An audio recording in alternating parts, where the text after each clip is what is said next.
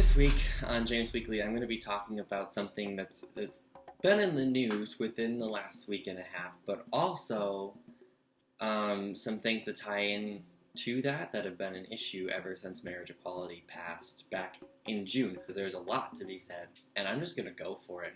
What sparked this video was what's going on with states like Georgia, North Carolina, Virginia, and all this legislature that is going through or isn't going through. I believe it was Virginia. The governor had vetoed the anti-LGBT bill. He had vetoed it, which is amazing, which is awesome.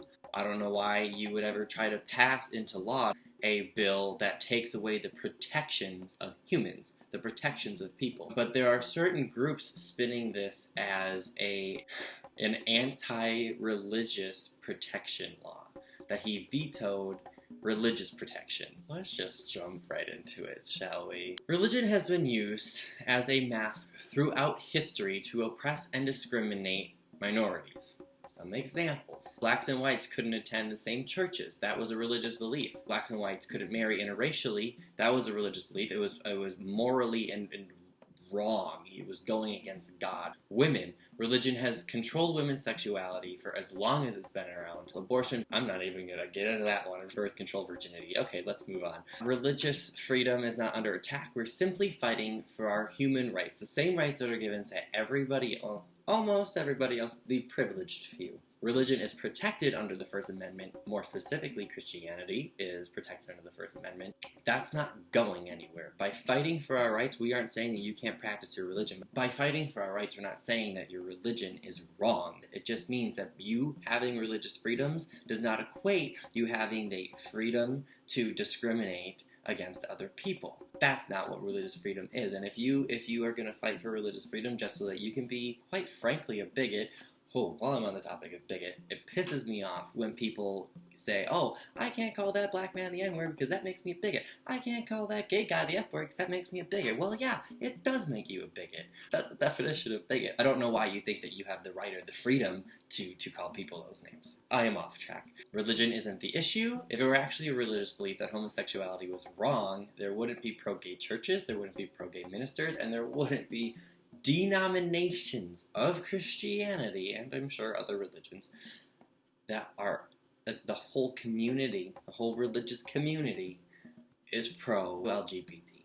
That wouldn't be a thing if it was actually against religion. It's people, a large collective group of people that are using religion to mask their prejudices. While I'm on the topic of the Bible saying homosexuality is wrong, let me tell you a fun fact.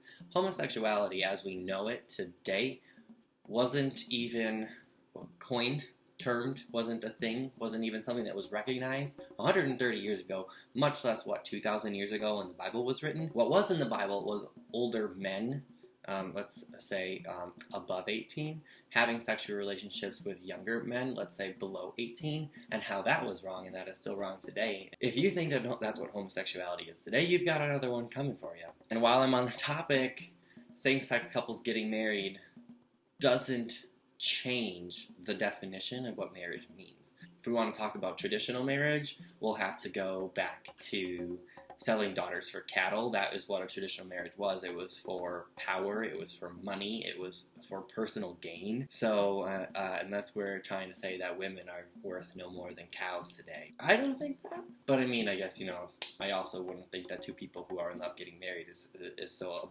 abomination. Additionally, there were arranged marriages. Those were traditional. Can you believe it? Christianity isn't the only religion out there. You know what else that means? That also means that Christians don't own marriage.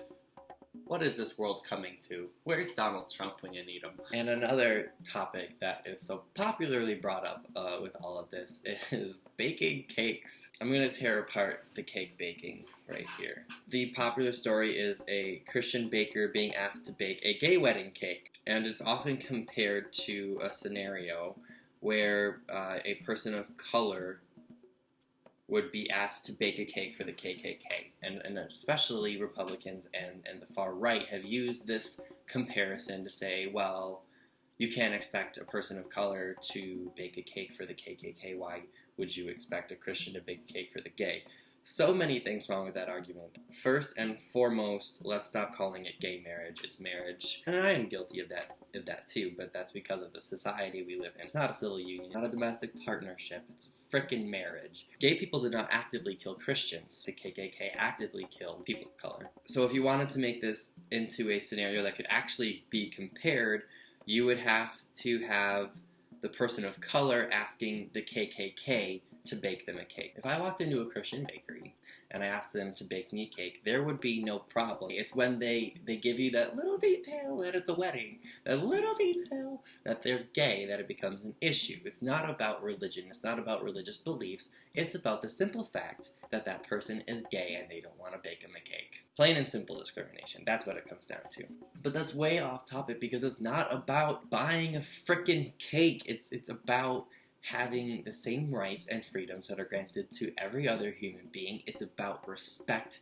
It's about being human. If you can't understand that, where is your compassion? Where is your sympathy? Where is your respect? Quick little conclusion. Religious freedoms aren't under attack. Respect each other. We're all humans. We all just want rights. Religion isn't the problem. It's people who use religion to mask their prejudices and to further discrimination. By signing a bill into law that is going to protect LGBT people, it's not an attack on religion. And I think that speaks to the amount of power that religion has in this country. It speaks to the privilege of what it means to be Christian. Thank you for watching. Put my links below. I'll put some other links below too. See y'all later. This is ridiculous. This is absolutely ridiculous.